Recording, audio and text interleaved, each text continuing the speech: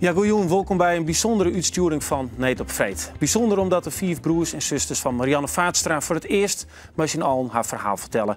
Een verhaal waarin ze nou rest hoop je te vinden met de onhouding van de 44-jarige vertochte Jasper S. uit Oudwoud. Aan tafel Johan, Renny, Wilma, Freddy en Ineke Vaatstra. Nou, moet ik je hem met z'n allen hier aan tafel binnen, Ineke. Het is natuurlijk wel speciaal dat je hem hier komt. Je hem het tredje niet lang net met z'n allen daar wat hoe zijn. Er is wel eens ingewest in de media. Waarom wil je hem dit nog met z'n allen van? Dat is omdat sinds sneen voor ons alles oorsweren is. Er is in al die jaren zoveel gebeurd, waar we eigenlijk geen invloed op hebben.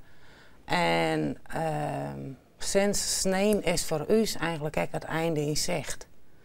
En dat had zoveel voor ons verloren, dat we zijn nog willen wie ik wel eens met ons verhaal naar buiten komen. Renny, wat is dat verhaal voor jou?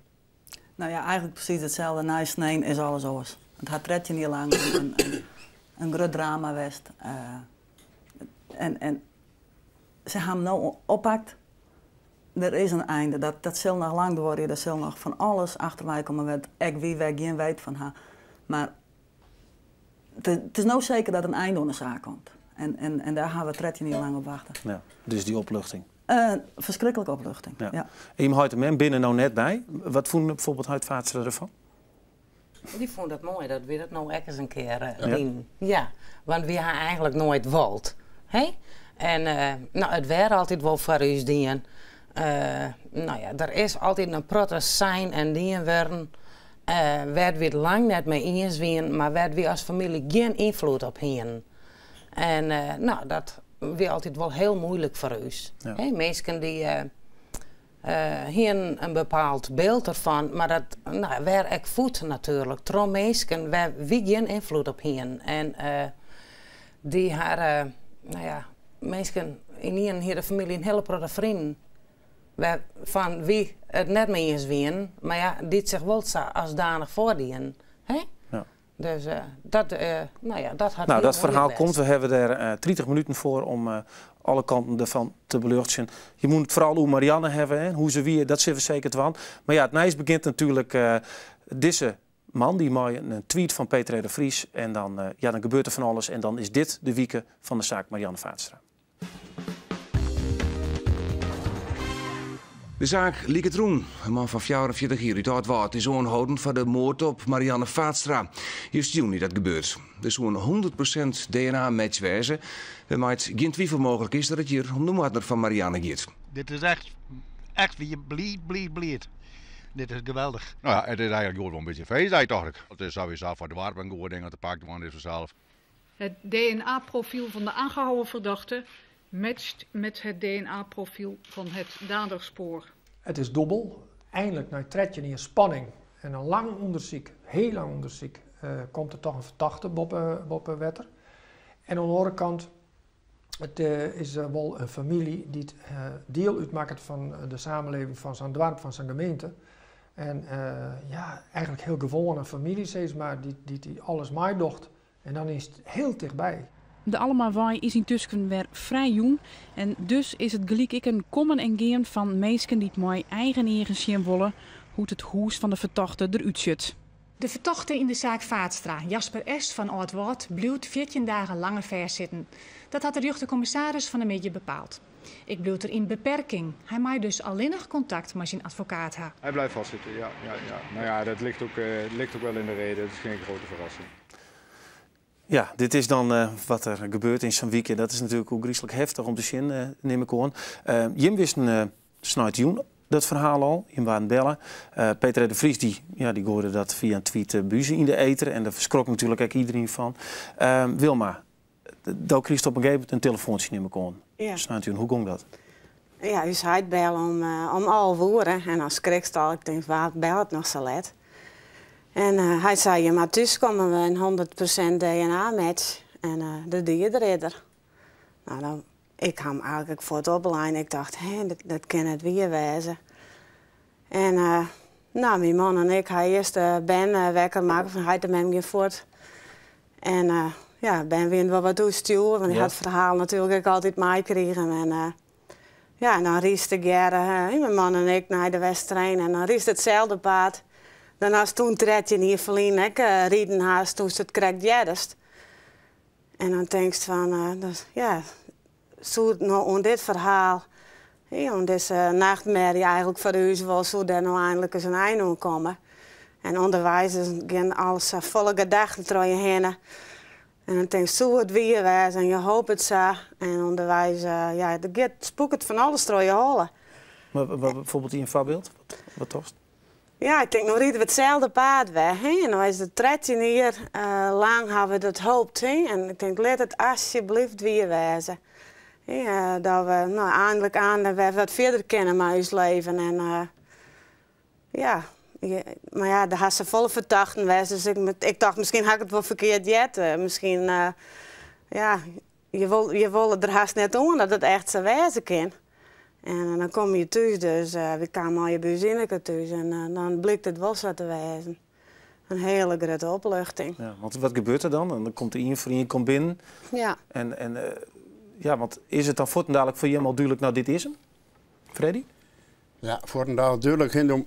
Doe praat eerst met de officier en Koreaga van de politie. En ja, dan je dat er een 100% DNA-match is. Ja, en dan krijg je een gevoel die heen van ongeloof, verbazing. Maar je ziet het al eens op de bank of wie het elkaar omkomt? Ja, je ziet het al die binnen, maar dan haast nog zoiets van, het ringt net echt dat hij terug. Nee. Hoe vaak heem je dat er een vertochte wie? Nou, ik denk dat ze mijnen, want er een keer of 12 bij binnen. 12 keer hebben ze zijn van ja, dat ze zijn van dat ze de dier hier.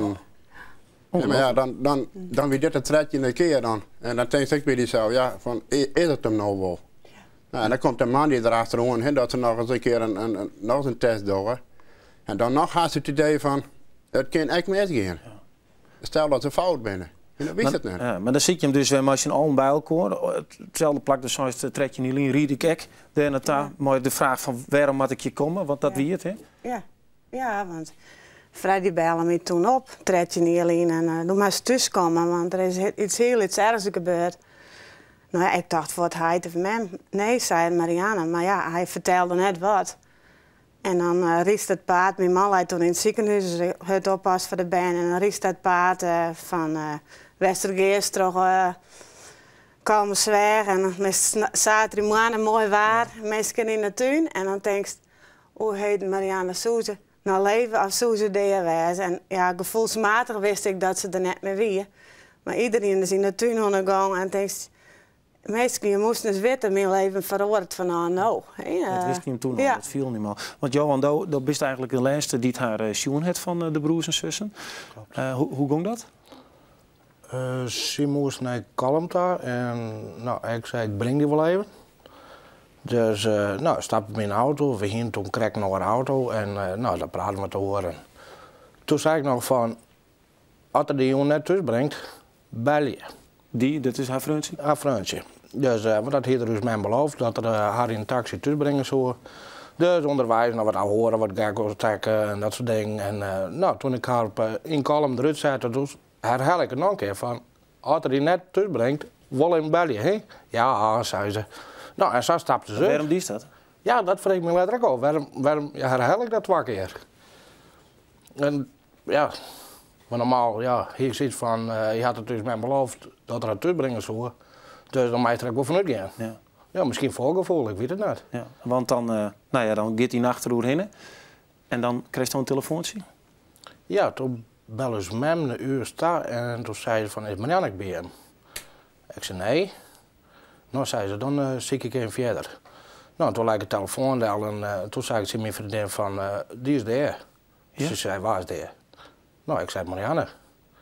Ik zei, die ligt er net om. Ik zei, die komt tussen. Ik zei, dit is mis. Maar ja, eerst denk ik van, ik zal wel mis houden, dus ik ben dan aan het werk gaan. En ik weet, misschien krijg ik het op werkplek en dan wil ik bellen van, het is mis. Ja, want Freddy, dat wist de man die hem had tegen het loning ging. Ja, dus mijn bellen mij dat ik de man het betekent en mijn bericht is van Marianne in het thuis. Ja, dan stroopt hij in de klein en dan juist onderwijs per telefoon dat haar vriendin en vrienden die weer op ziekje op mijn route. Nou, ik ging een andere route daar, waarvan ik dacht vanuit Boetenpost naar de Westrein, daar ben eigenlijk maar 2 routes. Ja, en dan ben zo'n ziekje met het idee al van, ja, heel doelloos. Ja, en dan kreeg je een telefoontje van, doe maar hier komen op een Koningsweg. Marianne is hier. Ja, en daar iets heen en ja, zoals haar vrienden en Avi, zoals ik daar steen mijn hele protte verdriet en ik zou eens heid, zoals daar steen niet lang. Mijn politieman inmiddels, die weet er inmiddels al. Ja, en dan stapt door de sleet heen en gaat erheen. Ja, en daar ligt Marianne dus ook. Ja. En dan neemt je een heid mee, dan had je toch zoiets als oudste van, wie maak je wij, met me direct nog. En de andere broers en zussen, je moet alle hier bericht hebben. En die had toen mij nam en bij onderwijs ben we nog binnen komen gingen. Ja, onderwijs met de mobiele iedereen bellen. Je moet thuiskomen, het is net best. Nou, en dan gebeurt er dus, nou, de gerust nachtmerrie denk ik voor elke niet. En dan vervolgens, ja, we maken even een sprong, want dit is natuurlijk heel emotioneel. En dat is natuurlijk heel privé hoe je hem dat al hier mooi maken. Hè. Dan sjuggen we een foto, want ja, dan wordt het dus een moordzaak en dan springen alle media erop. En dan sjuggen we deze foto. En dan zien we haar gezicht van Marianne en dan krijgt zo'n moordzaak een gezicht. En wat Niels het mensen net weten is dat als je ja, steeds maar uitzoomen, wat wij nou doen, dat een hele andere foto is. Dat het een foto is eigenlijk waar ze stiert aan zijn tante, als mooike. Ja. Wilma, herkent je deze foto? Wanneer is deze maken? Nou ja, allemaal bij 3 maart 1998. Dus Nienke is toen geboren. Dus hetzelfde eerste dagen was het. En Nienke zit je ook? Nienke zit ook in het publiek. Ja. En Witske, mijn andere dochter, zit ernaast. Dus ja, ze straalt altijd heel bot op die foto. En ja, men weet waarom ze straalt, omdat ze tante worden weer. Ja, wij zijn natuurlijk al een stuk ouder als haar. Dus ze wil heel jong tante. Ja. Ja. En dan is een stralende jonge meid, section hier, zit vrij in het leven. Ja. En nou ja, Randy, wat wie het eigenlijk van Famke? Ja, nou ja, voor u is het natuurlijk heel bijzonder omdat ze samen weer nijkomen. Ja, hoeveel zit er tussen, maar jongen? 12 jaar. Bijna 12 jaar. Een paar weken na 12 jaar. Ik ben 18. Dus ja, dan is het natuurlijk super bijzonder om dan nog een zusje te krijgen. Ja, het was een leuk Famke, ze was aanwezig, maar ze deed het leuk op school.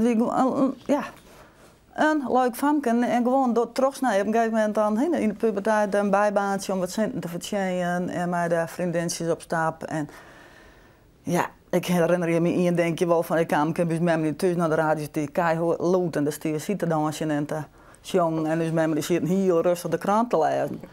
Hey? Ja. Toen ik zoiets van, ik zei, maar dat je zag. En nou ja, als het met de ding vroeg raak. Ja, oké, dus dat cool. Maar wie dat ik bij ik in samen, want ze kwam ik van soort bij hem is, wie een soort, maar ben je? Ik weet nog toen ze 16 jaar werd, wie ze bij u toevallig en onder het verstappertje met u ben, die toen zo aan het rijden weer vregen ze alsjeblieft. En jij hoorde de Jannes later tussenkomen mocht, want je was jeetje en ja, je was 16. Nou ja, dat is belangrijk op die leeftijd. En ze wil graag door iedereen gefeliciteerd worden, want ze gaan jongens heen ze binnen was zitten.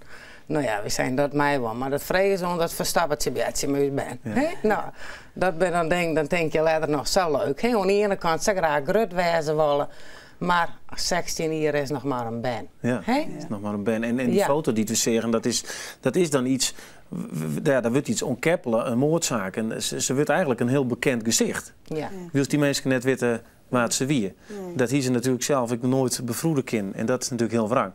Maar Freddy, daar heeft hij natuurlijk ook wel, ja, mooi maken natuurlijk met bepaalde dingen. Ja, dan jongens kwamen ze wel bij me, want ja, het weer de jongste en dat weer de laatste. Nou, betekent dat hij de man wat ouder bent. En dat je kon dus eigenlijk net zo vaak muziek draaien.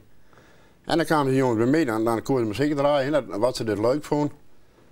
En ja, goed, je wil wel op stap en hier woont een bijbaantje. Je werkt bij de pooi in de winkel.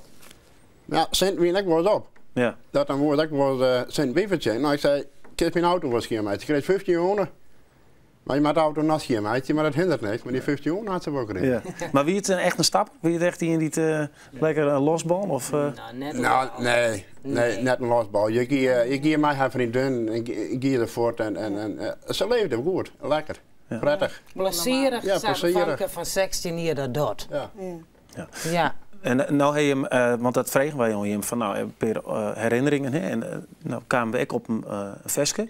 Ineke, wat voor veske is dat? Want er zit wel een verhaal om. Dat wil je hem graag jaren litten nou? Ja, dat is het veske van de Dire Straits. En ze kind Skoftje voor haar overlijden op Squalle verteld te hebben dat mocht er ooit wat mee komen, nou, en ik kan het mezelf levendig voor me krijgen, dan wil ik dit op mijn begrafenis jaren. Maar net met de bedoeling. Hey? Nee, maar ooit. In haar agenda. En het stier ook nog in haar agenda, want dat vond ze zo mooi veske. Oké, nou hij begint. Zullen we gewoon even een minuut even luisteren?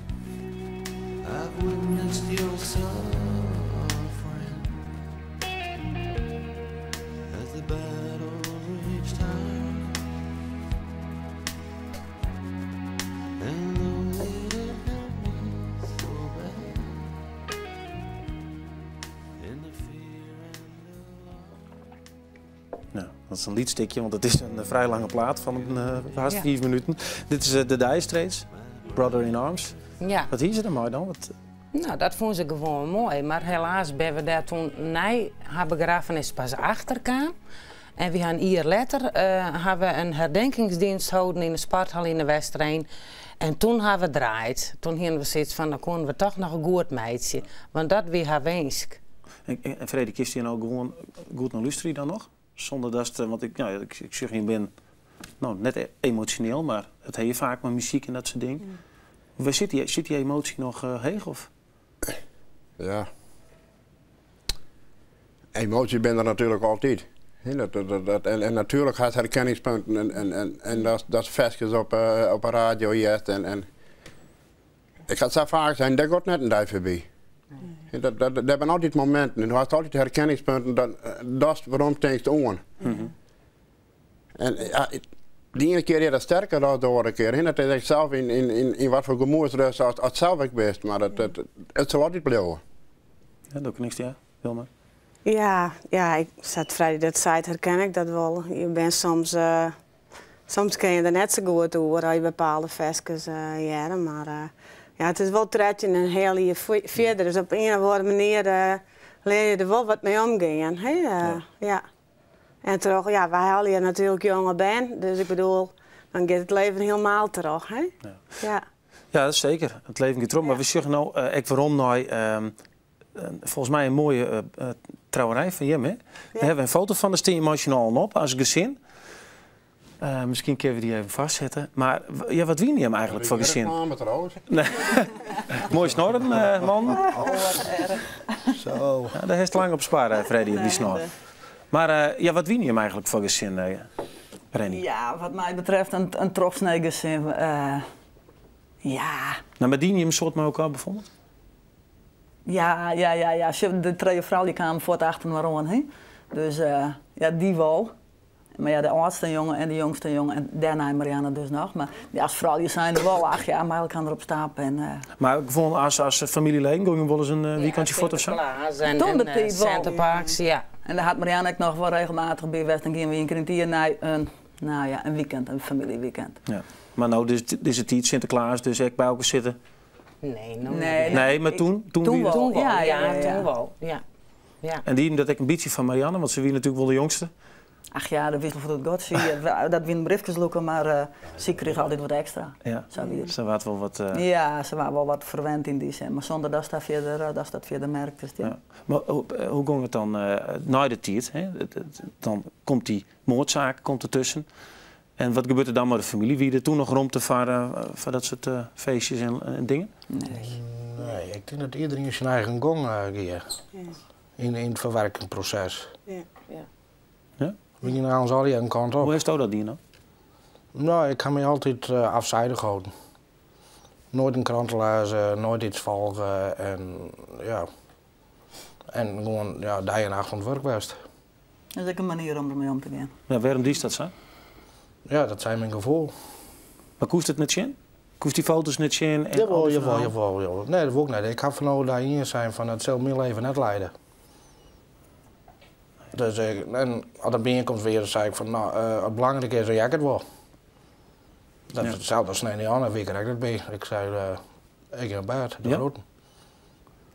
Maar is dat, Renny, is dat nou heel apart dat ze doen? Of zoekt het wel graag zelf voor u is dat net apart, voor een boetenstander misschien wel, maar dat is Johan. Maar hoe wie het voor hem dan?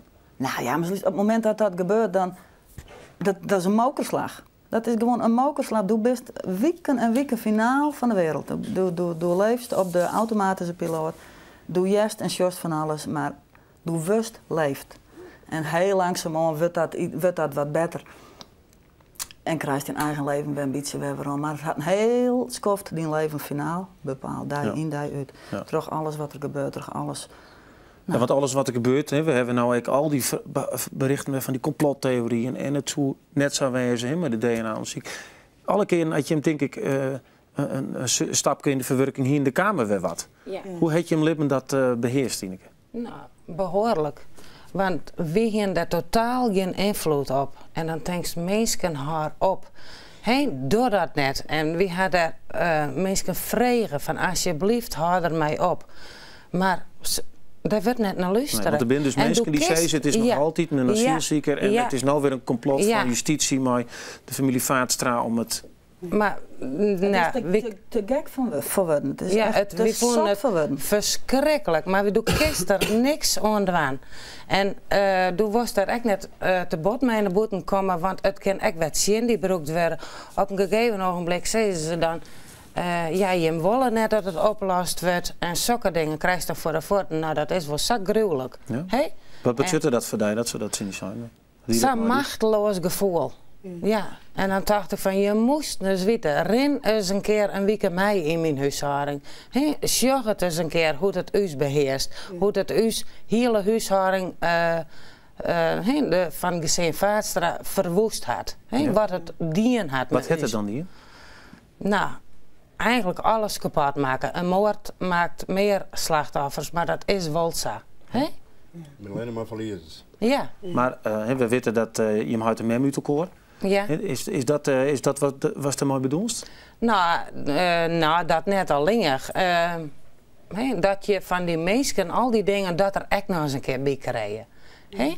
En dat er altijd zijn wordt uit namen van de familie. Terwijl we daar net achter staan en van niks wisten. En dan ben je in een huis en dan is het even goed en je doet de televisie aan en boem, daar werd een grote foto van Marianne en er is weer wat. Ja. En dan wisten we van niks. En is dat ook die frustratie? Ja. Want frustreren dat ik misschien het rouwproces? Nou, ik denk het wel. Daar ben je altijd mee bezig. En ook al is het je mening net, dat doet je verschrikkelijk zeer. En ja, en je staat in de cassette, je had er geen invloed op. Ik bedoel, je wil net in de publiciteit. En, maar dat is een heel machteloos gevoel, dat je er niks aan dwang kan. En dat je nooit aan het, nou kunnen we aanstaan het rouwproces daar komen, denk ik. Ja? Dat we weten van wat er gebeurd is.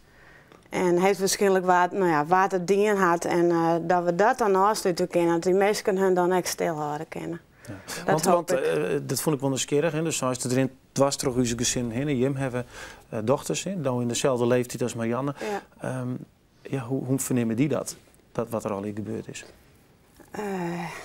Ja, die hebben wel een heel soort meekregen natuurlijk, het hele verhaal. En het had in het hele gezin vaak een soort verdriet gebracht. En wie weten natuurlijk echt hoe het wezen kan als zoiets gebeurt. En dus ja, die angst die is er. En ook voor huisvamkes, die kunnen het alleen nog fietsen. Nee? Dus, nee, dat zit je in een pitte knikken, klopt dat inderdaad? Net, wat zijn de regels voor jongens op stap? Freddy?